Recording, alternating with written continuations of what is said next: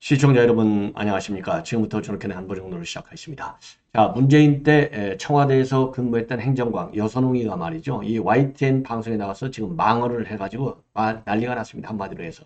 자, 뭐라고 얘기했는지 아십니까? 이 부산대병원을요, 이 공범으로 몰아가려는 발언. 즉, 서울대병원으로 옮겨갈 수 없었던 결정적 이유는 뭐냐? 아니, 의료행위하다가 무슨 해코지 할 수 있는 건 아니냐 이거예요. 그러니까 뭐 쉽게 해서 약물 투여 잘 돼가지고 이거 뭐 하려는 의도가 있을 수도 있는 것 아니냐, 이런 의혹의 발언을 한 것으로 그렇게 지금 이 보도가 된 바 있어요. 자, 그래서 요 보도 내용에 지금 이게 뒤늦게 이제 지금 알려지고 있어서 지금 상당한 파장을 야기하고 있습니다. 그래서 요 내용을 좀 상세하게 말씀을 드리도록 하겠는데요. 예. 이게 이제 결국은 이제 서울대 이송에 대해서 문제가 이제 많이 논란이 되니까 요 정도까지 해서 지금 여선웅 청와대 행정관인데 요렇게까지 해서 서울대로 이동한 것이 당연하다. 이렇게 지금 이런 주장으로밖에 이제 연결이 안 되잖아요. 하여튼 큰일 났습니다.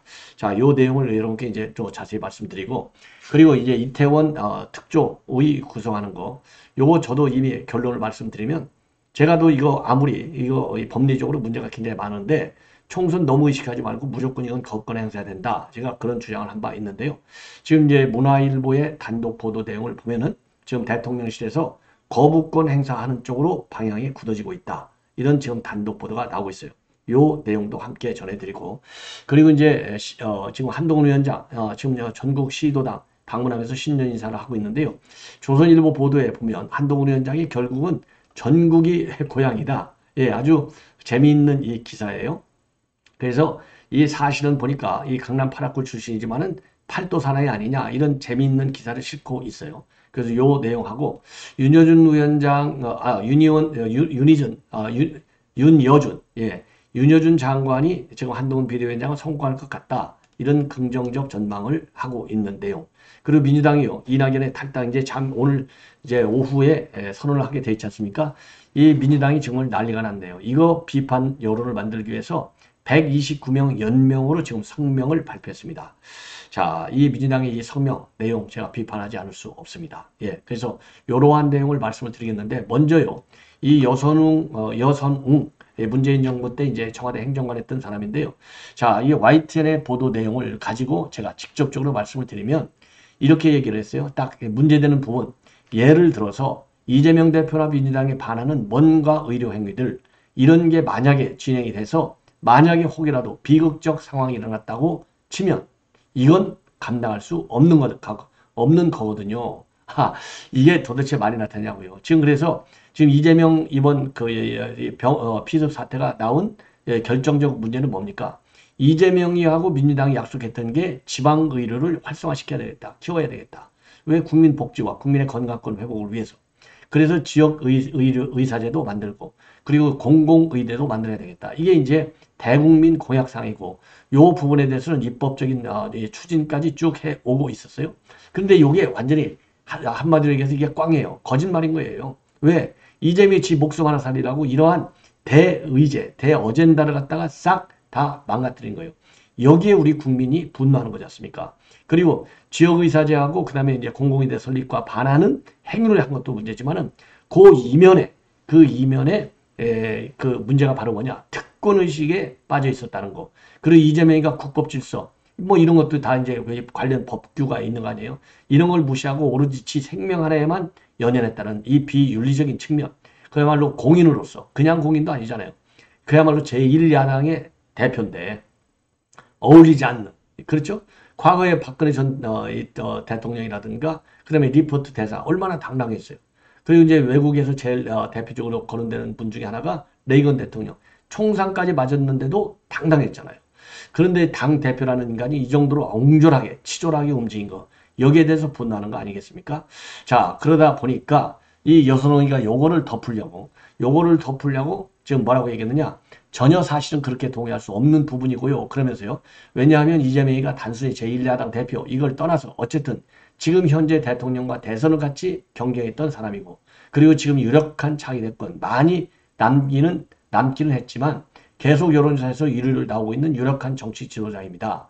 이 정치 지도자가 사실상의 암살 시도를 당한 약간 비상한 상황이었는데, 이 비상한 상황에서 비상한 결정들이 있을 수밖에 없다고 생각합니다. 그러니까 여기서도요, 암살 시도, 이미 아니, 김구 선생하고 여운형 선생까지 비교하는 이 민주당 인사들이잖아요. 여운형, 여선웅도 똑같은 생각을 하고 있는 거예요. 암살 시도. 물론 암살 시도라고 볼 수 있겠죠. 그러나 어쨌든 간에 그 상황이, 그러니까 의도는 암살 시도였다라고 가정을 한다 하더라도 어쨌든 죽이려고 그랬다 이 얘기까지 나왔잖아요. 그러니까 암살 시도라고 보는 거. 그럼 그것까지 가자에 인정해 주자 이거예요. 크게 생각해서. 그러면 그렇다 하더라도 실제적인 결과는 실제적인 결과는 생명에 아무 지장이 없잖아요. 그러니까 범인의 의도는 암살을 시도했다 하더라도 실패를 했잖아요. 그리고 이 상처가 그렇게 이 목숨이 경각을 다투는 그런 거가 아니었지 않습니까?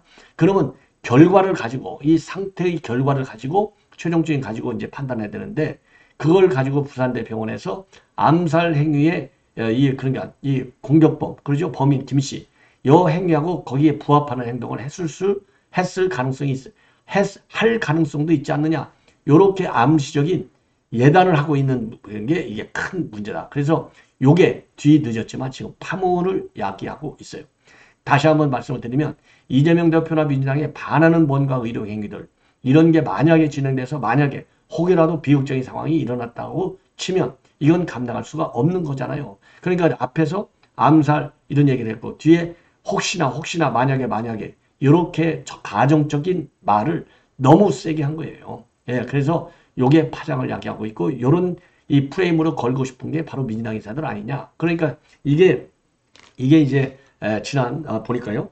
이 방송을 보니까 이게 1월 8일 날 이런 얘기를 한 거예요. 그러니까 민주당 안에서는 요거를 갖다가 이번에 이제 서울로 병원으로 옮긴 거를 합리화시키려고 김구, 그다음에 백범 김구하고 여운형까지 나왔잖아요. 요게 그냥 나온 얘기가 아니다. 요게 말이죠. 그냥 민주당 의원들이 한 얘기가 아니고 조직적으로 이런 여론을 퍼뜨리려고. 예를 들어서 대장동 때 대장동 사건 몸통은 이재명이가 아니고 윤석열이야. 요 퍼뜨리려고 김만배가 여론 공작을 했잖아요. 그런 것처럼 이번에는 이제 암살 시도로 판을 키워서 여론을 갖다 역전시키려고 말하자면 이런 공작을 한 것이 아니냐. 그래서 민주당의 조직적 이 프레임을 짜려고 했던 것이 아니냐.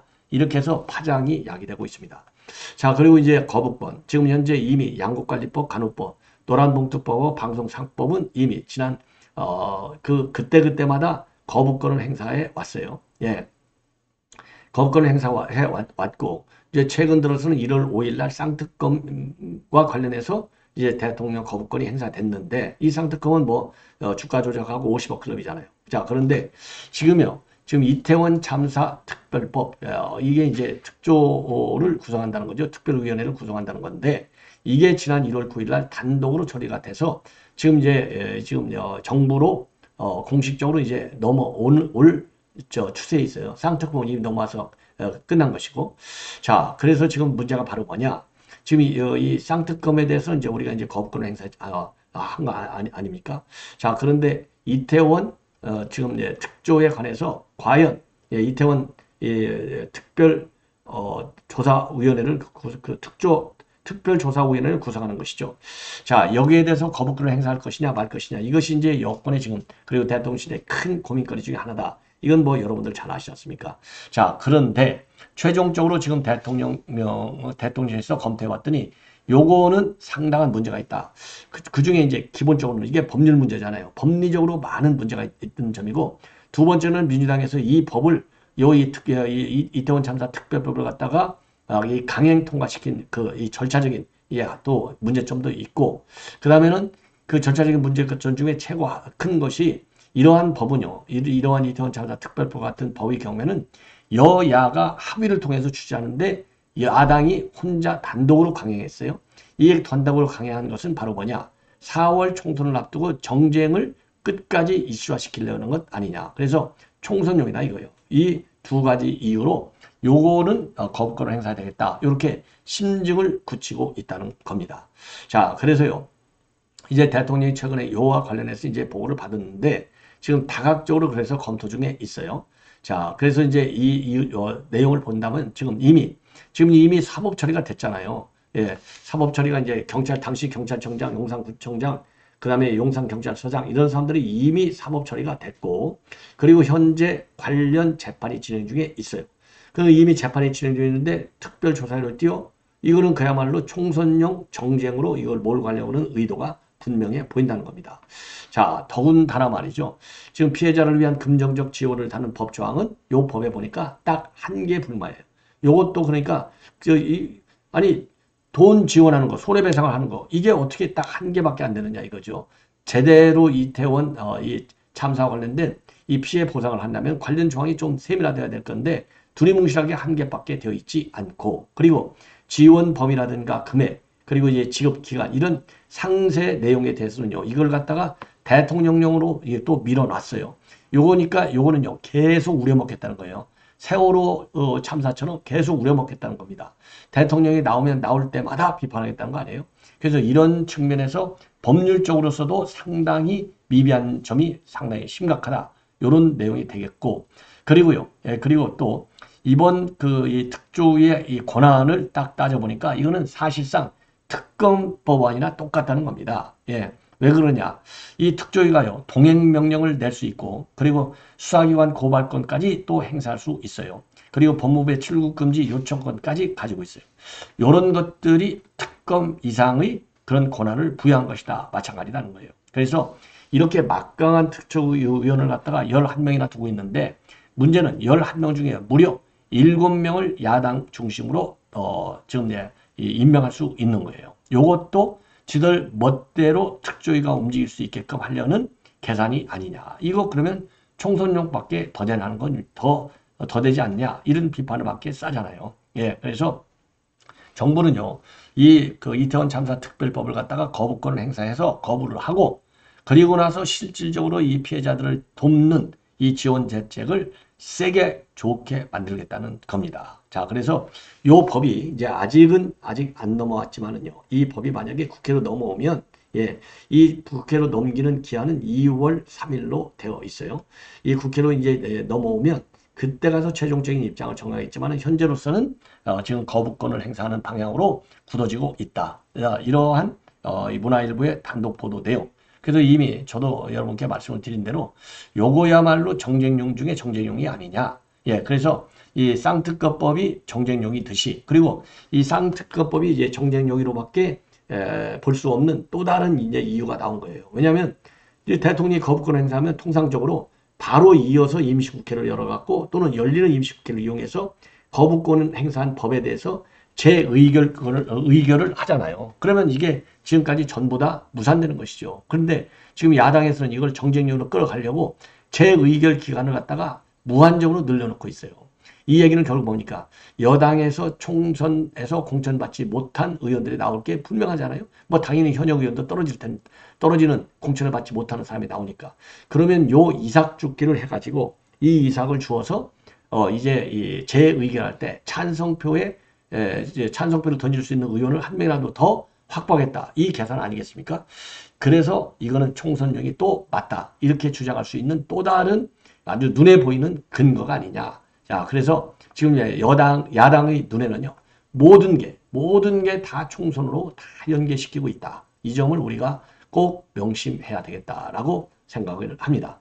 자, 이 정도로 해서요, 이 특검, 그 다음에는 그러니까 이제 이태원 이 특별법하고 그 다음에는 이제 이재명의 서울 이송과 관련된 야권의 내부 프레임 인식의 구조가 얼마나 잘못됐느냐. 예, 요것도 이제 총선용이나 마찬가지죠. 그래서 암살 쪽으로 몰아가가지고 계속해서 암살 실패로 몰아가서 여론을 반전시키겠다는데 그럴수록 더 역풍을 맞을 수밖에 없다. 이렇게 판단이 되고요.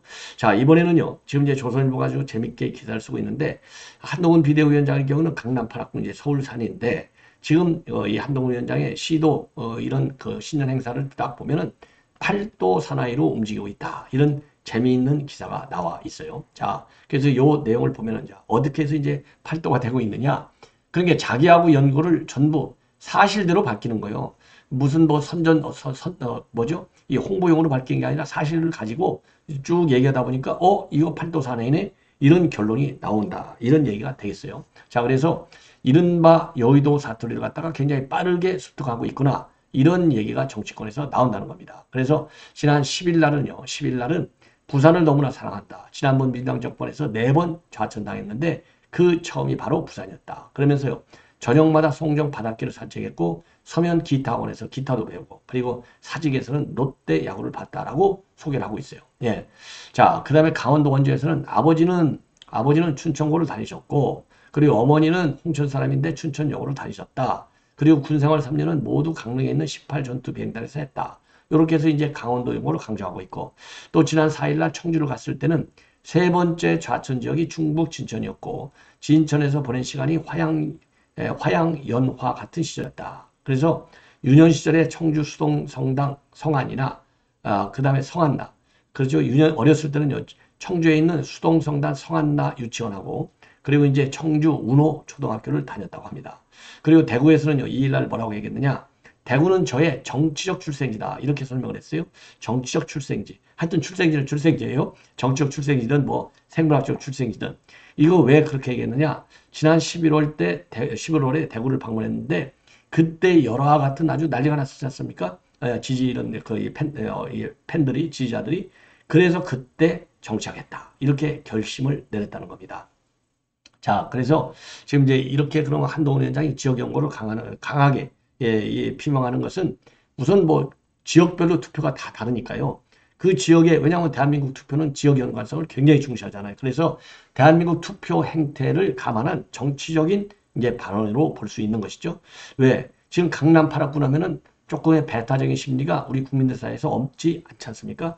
그러다 보니까 지역 연고를 강조하고 그래서 이제 강남 8학군에 대한 자칫 잘못된 이미지가 또 네거티브 영향을 줄 수도 있기 때문에 본인과의 이 연고, 그렇죠? 이 인연을 중점적으로 지금 활용하는 것이 아닌가. 아주 좋은 생각이다. 저는 그렇게 판단합니다. 자, 이번에는요, 윤여준 전 장관. 뭐, 항상 선거 때만 되면 윤여준 장관이 또 떠서 뭐, 이런저런 또 평가를 하고 있는데, KBS에 나왔어요. 그래서 지금 한동훈 장관은 굉장히 신선한 바람을 일으키고 있다. 예. 그 신선한 바람을 일으키고 있고, 그리고 한 위원장 같이 새로운 모습을 보여주는 게 정치에서는 굉장히 중요하고, 구태의연하다고 표현하는 자세는 국민들에게 호소력이 없다. 예. 더군다나 지금 이번 선거에서 20대, 30대, 40대가 유권자 다수를 차지하기 때문에 참신성이라는 것이 굉장히 중요하다. 이렇게 평가를 하고요. 그리고 이제 한동훈 장관과 관련해서 직접적으로 굉장히 긍정적으로 좀 보고 있고 우선 기성 정치인이 아니기 때문에 말과 행동이 다르지 않냐. 그러면서 정치를 계속하지 않을 것 같고 선거가 끝나면 당에 남지 않고 행정부 쪽으로 갈 것 같다. 그리고요. 공천개혁 가능성과 관련해서는 국민은 언제나 과감한 개혁을 좋아하니까 유효성을 따지면 확신이 있지만은 그런데 이 공천개혁 제대로 못할 것 같다. 그리고 파동이 생기면 책임져야 하고 자기 희생을 무릅쓰고 일관되게 주장하는 사람이 과연 있겠느냐. 이런 얘기를 하고 있고요. 그리고 지금 제3지대의 성공 가능성과 관련해서는 번번이 성공하지 못했는데 이번에는 좀 다를 수 있지 않을까 이렇게 생각을 해요. 그러니까 성공 가능성이 좀 있다는 거죠. 그 이유는 2030, 40 세대가 전체 유권자의 50%를 넘는 것이고 그리고 유권자 성향도 바뀌고 이준석이가 메인 플레이어처럼 돼 있는데 잘만 하면 세력화를 해도 좋은 결과를 가질 수 있겠다. 이렇게 판단한다고 밝혔습니다. 자, 근데 지금 여론을 보면은요. 여론을 보더라도 지금 이제 신당 창당과 관련해서 지지가 굉장히 낮은 건 사실이지만 만약에 이낙연하고 이제 이준석이 이렇게 또 제3지대에 있는 세력들의 신당 창당 이 내용을 보면은 전부 다 합칠 경우에는 한 10%에서부터 20% 정도의 지지율이 나오기 때문에 일단은 과거와 다르게 이번에는 좀 다른 조금은 뭐 선거까지는 아니겠지만 나름대로의 의석은 좀 어느 정도 확보할 수 있지 않을까. 일단 그런 기대가 아니라요. 그런 이 전망과 평가가 지금 압도적으로 지금 우세하다. 이런 점을 여러분께서 참고하시고 윤희준 전 장관의 평가를 들어보시면 좋지 않을까 이 생각이 됩니다. 시청자 여러분 이것으로 본 방송을 마치겠고요. 즐거운 오찬 되시기 바랍니다. 고맙습니다.